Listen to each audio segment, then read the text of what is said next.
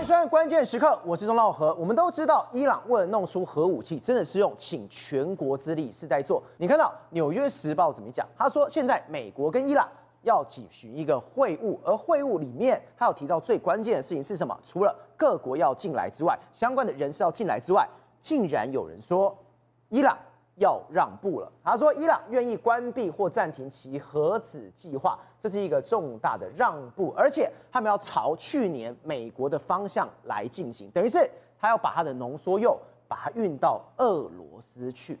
这是一个很大的事情。为什么？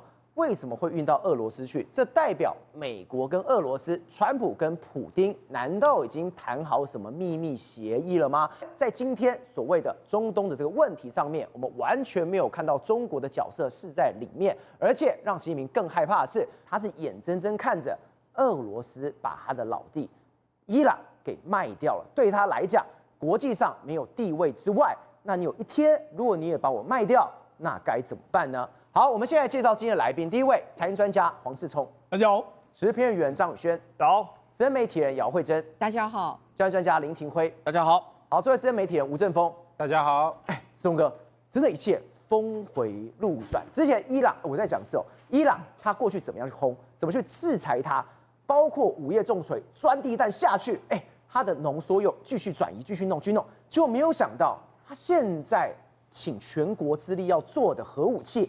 他现在说不要，他就不要嘞。对，没错，伊朗的这个局势呢，突然之间好像看到峰回路转的这个状况。为什么？因为哈米尼呢穷全国之力所搞的这个核设施啊，虽然说被炸毁，但是他还说我要继续弄，我要继续弄，我要继续弄的时候，现在川普就不爽嘛。川普现在陈兵在这个波斯湾的这个家门口，林肯号啦、F-35都去啦，就这样一个状况。可是呢，原本哈米尼呢是不想要屈服的，可是现在呢？赵侯，你知道吗？哈米尼的属下跟他说：“报告这个我们的精神领袖啊，那个恐惧的这个壁垒已经坍塌。什么意思呢？我们过去靠这种恐怖统治所这个吓人民啊，人民都不肯上街头，现在已经快要塌了。如果下一次再爆发大游行的话，我们完全撑不住，我们就要毁了。对，那哈米尼就想，那怎么办呢？那赶快跟这个川普来进行这个协商。所以你看，川普就说，你看他们现在我们现在就全力应对，但也在谈判，他们想要做点什么，我们就看是不是真的会有什么成果。他们之间其实有机会可以做点什么，但是没有成，所以我们就发动了午夜重锤。那我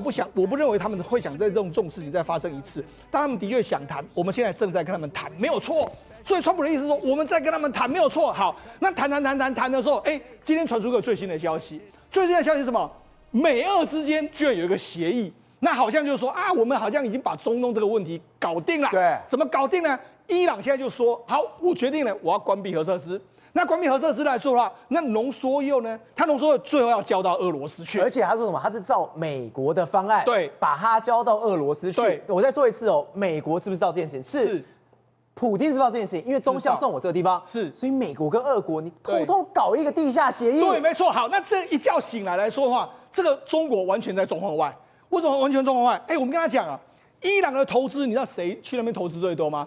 中国啊，中国之前不是跟伊朗签了一个所谓25年4000亿的投资？我在那边投资那么多，结果今天核设施这个事情来说的话，美俄之间已经达成协议，而且根本都没有问过中国，所以中国在这一局里面不好意思没有角色，对，它变成是一个，而且中国过去大家都认为说你就是伊朗后面那个老大，对，就现在人家连谈都不，美国连谈都不跟你谈，那就伊朗也没有想要送到你中国的意思，反正我就送到俄罗斯去的一个状况。所以你看，中国花了大钱想要砸出它在中东的这个地位，看起来是完全非常拉惨的一个局面啊！而且钟哥，我们刚刚特别提到，放弃核设施，让我们觉得出人意料。而且这是纽时讲的他说，川普威胁迫在眉睫之际，美伊官员将举行会晤，尤其最关键是什么？就是这2位官员讲的。对，没错。他说什么？我们已经不具名的官员讲。对，他说。现在伊朗他真的要放弃核设施了。对，没错。我们知道，事实上哈米尼来说的话，一直跟这个川普在保持一个沟通的这个状态。这个《纽约时报》报道就是说，这个周末的时候呢，周五的时候呢，可能会在伊斯坦堡见面，就是由这个库什纳这个川普的女婿，还有川普的这个中通特使的这个威特科夫2个人呢，会跟这个伊朗的外长在这个伊斯坦堡见面。对。不过目前为止有几个说法，一个说法是说，因为中间还有非常多国家都要参加嘛，他说不要。我们现在呢有一个说法是说，我们另外地方不要到伊斯坦堡，到阿曼去。那到阿曼去来说啊，那只有美国跟伊朗能够参加。所以看起来的话，无论如何，美国跟伊朗的确这个高级的这个官员要互相的这个见面，特使跟外长见面，这是的确讯息是这样子的。对。另外一个消息是什么呢？另外消息是说，那到底进展怎么样呢？我跟大家讲，实际上有一个非常有意思的，就是美国在过去有提出一个方案，那提出个方案的时候，就说目前为止，这个2名国家官员就说，伊朗的国家安全秘书呢，这个拉里贾尼呢，他过去一段时间他到俄罗斯去，到俄罗斯去了之后，他就跟俄罗斯说啊，那你要不要呢？我们把我们的浓缩铀送给你的这个普丁呢？那普丁也同意，所以就说现在整个方案能够解决，就是按美国的方式之后呢，然后把这个浓缩铀送到俄罗斯，那整个危机就可以降温的一个状况。所以呢，事实上我就跟他讲，现在这个大家都想，最重要就是2个人，一个是库什纳，另外一个就是这个我们的威特科夫。你看。这是库什纳跟威特科夫，他们之前不是有在莫斯科跟普丁见面了吗？对，然后后来来说话，他们不是又在另外一个地方，中东，在美国、俄罗斯还有乌克兰又举行3方会谈的时候，他们又来了吗？而且里面最关键是什么？这2人都是搞什么加萨和平委员会的人，是他们之前就是要在那边非常的繁荣，这一次这2个人进来有个象征性的意义。赵火，你知道吗？事实上，过去一段时间呢，伊朗为了要发展这个核设施，赵火，你知道花了多少成本？我们帮他算，直接成本至少是5000亿新台，5000亿美金。另外一个，因为你核设施被美国制裁啊，干嘛，经济损失大概是2到3兆美金。所以现在他等于是放弃了这个核设施哈。那放弃核设施，我就跟他讲，我们现在简单来说，这是国际媒体的这个估算，他从2006年以来，伊朗已经投入大概5000亿美元到所谓的核设施计划。对，那核设施要做什么呢？照我们不是讲吗？你看你要浓缩铀，这要多少东西？对，你要这个要有什么浓缩铀的设备、离心机啊，然后核子反应炉一大堆，然后你还要把这个建在这个地堡下面，你还要挖很深的地道，然后这上面的核设施要这个很厚的钢板跟水泥板这样弄成了，然后旁边还有很多护卫队在那护卫，防空武器一大堆，这就至少是5000亿啊。好，另外一个你知道吗？伊朗的前外交官估计说，因为核问题引发国际制裁导致的损失，譬如说石油出口，他们不是美国制裁你石油不能够卖吗？对，然后还有外资流失高达2兆到3兆，所以等于是你看，为了要发展核设施这么沉痛的经济代价，现在哈米尼就说好啦，我不要做，我就放弃了。而且这个2到3兆，它里面有写到这笔资金，如果你真的没有被制裁的话，对，它是伊朗现有能源基础设施翻新，你可以翻新多少次？20次，对，大家不是安居乐业吗？所以我就说，你看这个哈米尼为了要发展核设施，到底花了多少代价？对，那你更不用讲，我就说了，事实上哈米尼也真的不要再发展了。为什么？因为他现在找不到人帮他发展了。你看，这是国际媒体弄出来一个图，这个图是什么呢？这图就是说呢，因为呢，这个我们伊朗不是很多科学家吗？科学家们研发武器，就之前的午夜之锤的时候，他9大科学家在睡梦中被特殊武器暗杀。所以就这样，全部被杀光光。所以你只要研发这个核武器的，全部都被干掉。你更不用讲，在之前的时候呢，这个核武教父的这个是法克里扎德，他也是被暗杀掉。对。所以呢，市场我就说，现在伊朗为什么哈米尼要放弃？第一个，你再做下去以后被美国制裁，那核设施已经没了，科学家都没了，好了，那我就放弃了。那尤其对他来讲的话，现在他怎么办呢？我就跟他讲，目前为止来说，整个伊朗的局势呢，我们最近没有讨论到伊朗的局势，但是伊朗的局势最近一段时间还是非常非常的紧张。你看，这是路透社的报道。他就说，因为哈米尼呢，因为这个我们在前一阵子不是爆发1979年伊斯兰革命最严重了，连他们的这个所谓这个商圈里面来说，大家都不满了嘛，全部都不爽，烧啊，打砸。没错，他们就说，多名官员指出说，社会的这个怒火已经来到临界点。他说，部分的民众准备再次跟安全部队正面冲突，一旦外部压力，例如美国的定点打击揭露之后，可能会成为心理跟政治上的催化剂。所以他们就说，他们的相关的这个所谓的这个恐惧的堡垒会坍塌，坍塌之后，你的政权就完蛋了。而且里面最尴尬是什么？是现任官员直接在高级会议上面，当面跟哈米尼讲什么？大哥，真的出事了！公众对上个月的镇压行动愤怒已经到达了极点，这个恐惧没有再威慑力了，所以现在是哈米尼身边所有人都在拉着他，大哥收手了。对，事实上哈米尼要想一想啊，因为目前为止来说，他的政权真的是完全撑不住了，连高级官员都跟他这样讲。好，那我们讲，事实上目前为止德黑兰，你以为觉得没有人抗议吗？没有，还是有抗议，只是没有像上次的抗议规模这么大，它还是有大概数千人、数万人左右的上街头的一个状况。然后呢，那伊朗现在还有这么多人，对，然后伊朗官员就说什么，很多伊朗人准备再次跟安全部队对抗，所以我就说，你看他们现在的抗议活动还是持续在进行之中，只是说伊朗目前为止没有大规模的用这个枪去攻击他们的一个状况，但是目前为止还是有一些狙击手会突然开枪，那甚至连这个相关的分析人员就说，这场危机不是只是开始，长期的经济衰退、政治压力、贫富差距扩大，还有结构性的贪腐，使得大批民众对体制已经失去了耐心跟信任。所以现在只要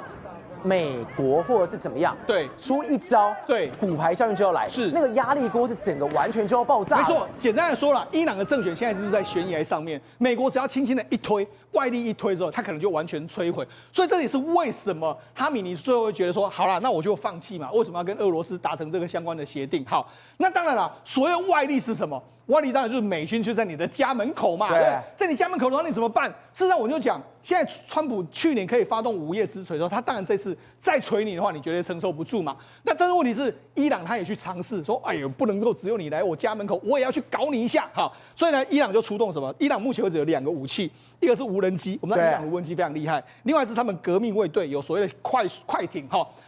于是最近就报道说，有2艘这个伊朗的小快艇，然后他们在这个侦察无人机的支持下，他们支持要扣押1艘悬挂美国国旗的游轮。然后这个游轮来说叫史丹纳号。对，史丹纳号呢，它做什么呢？它事实上过去一段时间，这个游轮曾经帮美国的海军呢舰队进行补给，所以你居然要扣这个东西啊！那结果没想到你要扣的时候，结果没想到美国的船只马上就来了，驱逐舰就来，你敢动我的东西，我把它处理掉，就把你驱逐走了。好，另外一个事件是什么？他们这个革命卫队原本要登这个，他们美国的驱逐舰还有空中支援来的时候，他们这个船只就走了。另外一个是什么？伊朗的这个无人机居然要靠近美国的林肯号，他要炸航母。对，没错，然后就被美国的这个用空军可能有传言是 F-35的飞机出去就把它干掉。当然不，我觉得他没办法炸航母了，他可能就是原本要让你周边来看一看之后，那美国当然不能够忍受。我们就说，美国的说法是说，在航空母舰的500公里左右的位置是不能够有任何敌方的嘛。那你来的话，我当然把你摧毁掉啊。对，所以你就知道说，事实上，那伊朗又说，哎，我们还有派无人机去侦察你，你在这边一举一动，我们都知道。可你谁都知道嘛。你美国跟伊朗的军力，你就差那么多嘛。美军的林肯号。美军在那么多的武器，那美国的 B-2 轰炸机搞不好从美国飞过来帮你轰炸，你根本完全不知道他们怎么打。我们就跟他讲，现在是伊朗在这边，对不对？伊朗在这边，美国再包括卡达啦，这个有非常多的军事基地，他要随时打你台非常容易啊。他们现在的这个船只都已经来，他们的军舰都已经来到波斯湾的境内，要打你太容易，所以他现在等于这样。哈米尼面临到一个压力是不是会不会打？是人家已经在你的家门口线都亮出来了，随时要冲进去了，那你怎么办？你只能够好啦，就大哥不要打了，我们真的投降的一个状况嘛。所以石钟哥现在等于对伊朗过来说，我不管从经济，不管从军事上。外交上面，对哈米尼那是绝对的绝望，是没有人可以帮忙撩我，对，所以没办法帮忙撩我的时候，我真的只能退而求其次，对，我把农作真的给丢掉了，对，没错。好，我们就讲，那不是有大哥吗？老大哥这个中国大哥在哪里？对，问题是中国这次没有出声。好，为什么没有出声？你看这外媒的报道，如果川普攻击伊朗的话，中国会用这个德黑兰冒险吗？中国有没有资助他？有啦，中国我们之前不是美国扣留这个中国的船吗？对，说你有一些核设施在那边去，中国的确有帮嘛，但问题是你帮的不够啊，大哥！我现在要枪炮弹药一大堆，你给我送了一个小刀来，那有什么用？人家的这个所谓的无敌舰队都在我家门外了，你要给我枪杀一下没有？好，那我就讲，现在那个分析师就说。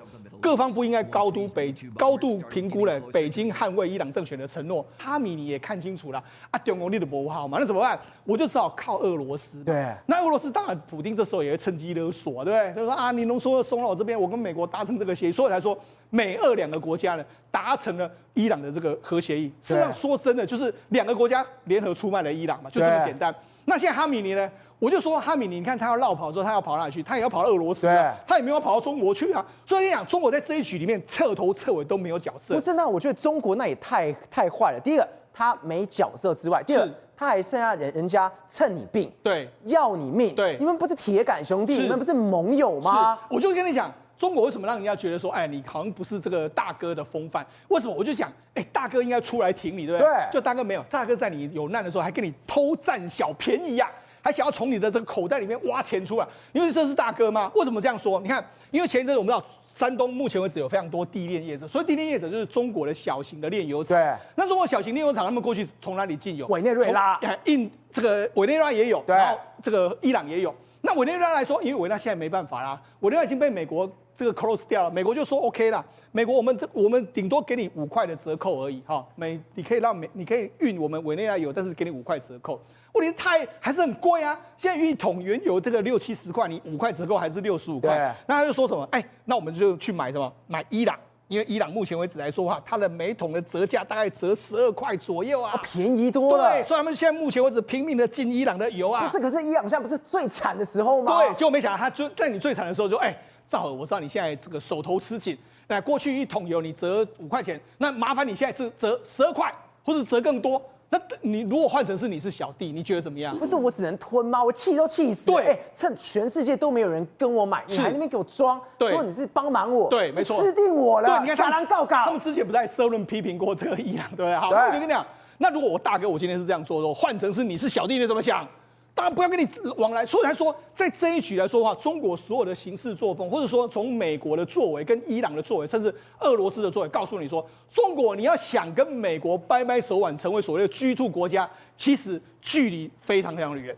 廷伟，我们要讲一个最有趣的是什么？伊朗有没有去做一个尝试？有啊，他的无人机去啦，他的这种小艇去啦，就无人机去的时候，啪就被打了下来。而且里面最有趣的是什么？到现在只有传出是F-35C， 这消息是谁放出来？大家心知肚明，绝对是美国。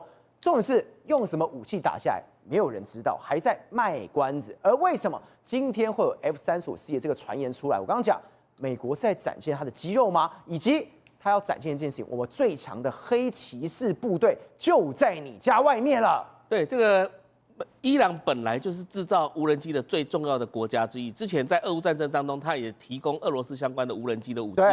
那他今天出动这个无人机去骚扰林肯号也好，或是要攻击林肯号也好，这个其实都是稀松平常的事情。但是更重要的一件事情就是，美国竟然出动 F-35C 去把无人机击落。其实这等于是什么？大炮轰小鸟的概念。那为什么刻意要讲 F-35C 呢？你知道吗？美国其实卖给很多国家都有 F-35，包含以色列、包含日本都有 F-35。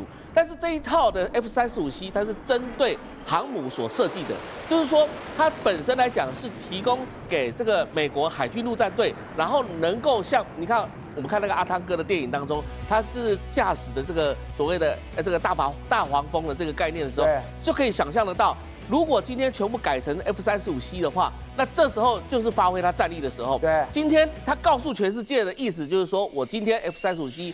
黑骑士中队已经到这个地方来了，而到这个地方来的话，你们知道黑骑士它是一个在美国部队当中呢，它是本来的基地是在加利福尼亚，就是 California。那今天全面部署到了中东地区，就形成说，川普已经把这个主力部队已经部署在这里，已经警告你伊朗千万不要轻举妄动。对，刘老师，正如你说，川普可能是真的是玩真的，他在最近又在公布，他说。没有，你知道吗？我在索马利亚的空袭次数达到创纪录的水平。我心想，真的假？我上网去搜寻，没有啊。这个秘密计划，真的是直接空袭你的。对，我刚刚讲了，川普都是用棍棒，还有用胡萝卜。那现在来讲的话，不要以为川普说啊，我不出兵，我不像跟人家做打仗，不像拜登这样子，然后派兵出去，或者是跟其他国家打仗，也不是懦夫。但是事实上有很多讯息你根本就不知道的。对。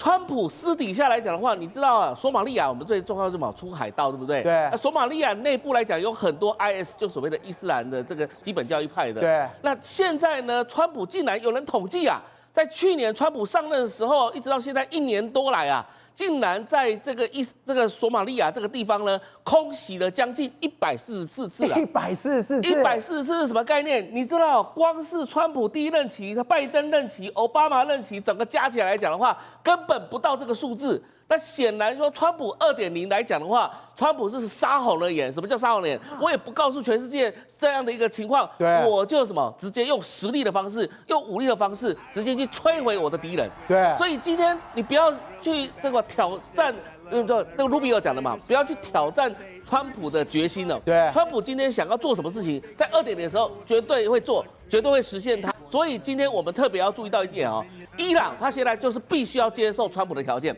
如果不接受的话，他已经告诉你 F-35C 已经在这里，所以他会打他。但是你知道现在谁最皮皮川吗？当然大家知道说中国皮皮川，但是不是刚刚世聪也提到吗？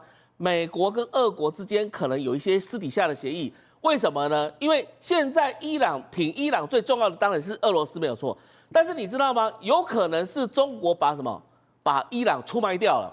今天金正恩现在跟川普说，可能也是好朋友，现在发展民生不是吗？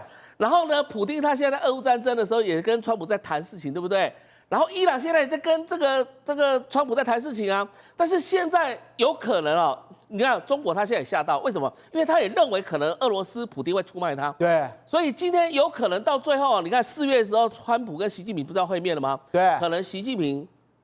他心里想说，那既然川普这个普丁要出卖我，那我倒不如先出卖普丁，真的假的？我倒不如先出卖哈梅尼。我赶快把这个过往来讲，看到这个事情，我4月跟川普见面，我先动手。所以你可以发现一件事情哦，邪恶轴心哦，虽然是什么过往来讲的话，他们是互相交换核子方面的讯息，或者是有关飞弹方面的讯息，对，感觉他们好像是这个好朋友绑在一起。但是当面临到川普这样的一个恶棍啊，就是说川普这样的一个实力的方式展现，然后来打击他们的时候，他们各自什么？我们一句话就是什么？夫妻本是同林鸟，遇大难来时各自飞。对，所以现在已经没有什么真正的好朋友不好朋友了。现在遇到川普这样的一个作为来讲的话，说不定出卖伊朗的可能就是中国。惠正，我们讲川普真的是非常简单，就是你非友即敌。如果你今天当我的朋友，尽管你之前做什么烂事，我都 OK 的啊。你看这个人，哥伦比亚的总统叫佩佐，还记得那时候委内瑞拉被端掉之后，他们呛虾吗？说我下个端掉就哥伦比亚总统那时候还说，我已经很久没有拿出枪支，我现在就拿出来给你看。对，就没多久，你转身去白宫了，找川普了。2个人变成麻吉了。好，我要想的是什么？现在只要跟川普作对，危险性非常高。你看到哪里？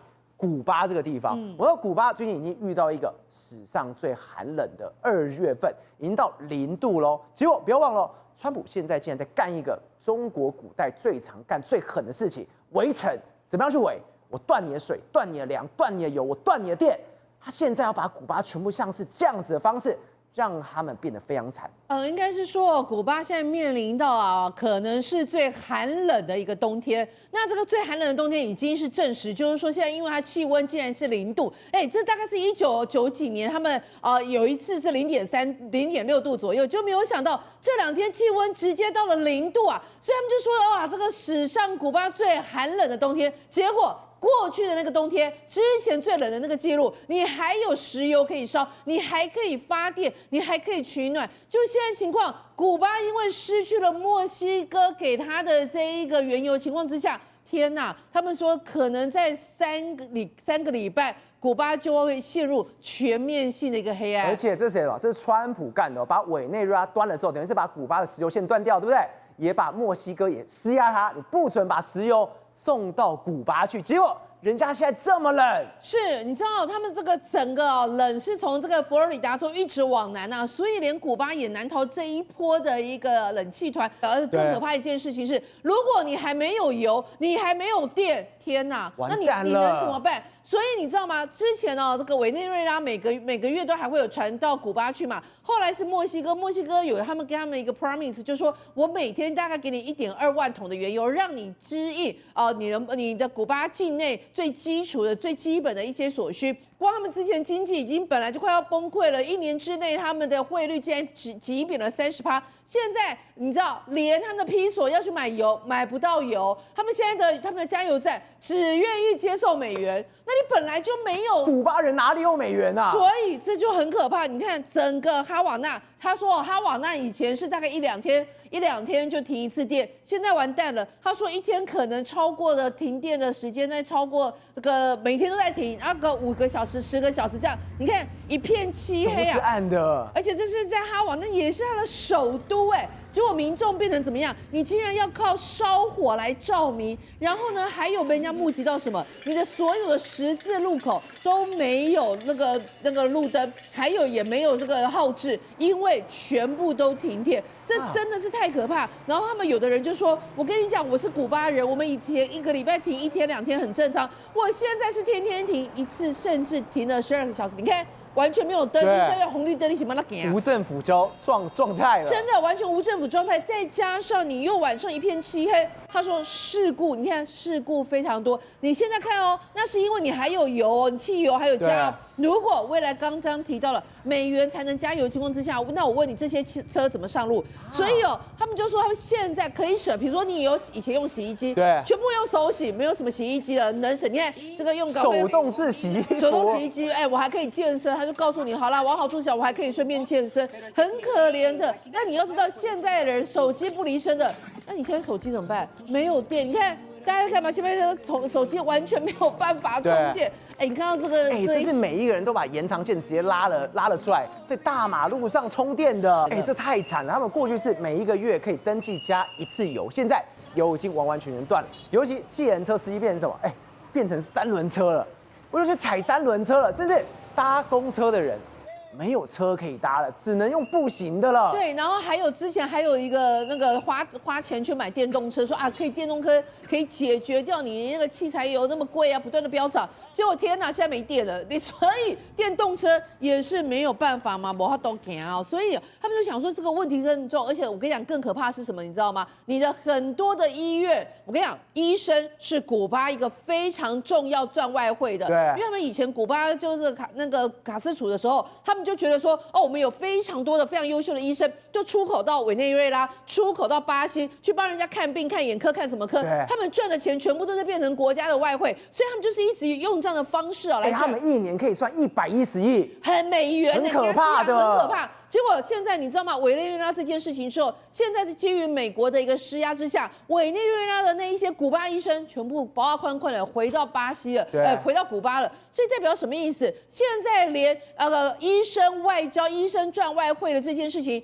古巴都没有办法了，真的弹尽粮绝。我问你，如果你医生的技巧再好，如果医院停电、没有电、没有这一些器材油可以供发电的话，那是会死人的。对，他们就说，很多的这个古巴医生包包款的要走，然后对外的讲法，对委内瑞拉的讲法是说没有啦，他们回去度假，喷笑我度什么假？所以现在委内瑞拉也在讲说，天哪，我看到那些医生离开，我想说，我委内瑞拉也要面临医疗体系匮乏的这个问题，所以委内瑞拉可能有石油，但是他们没有医生。古巴有医生，但没有石油，所以有这个刚刚提到川普真的很狠，因为他让整个古巴真的完全没有石油的情况下，没有石油，哇，整个完全围城我不让你活了，完全没有办法。因为我跟你讲，他现在这种情况古巴真的动弹不得，会陷入有史以来最黑暗的冬天。宏观取材，厘清真相，犀利精准，深入剖析，时刻掌握关键，新闻时事不漏接。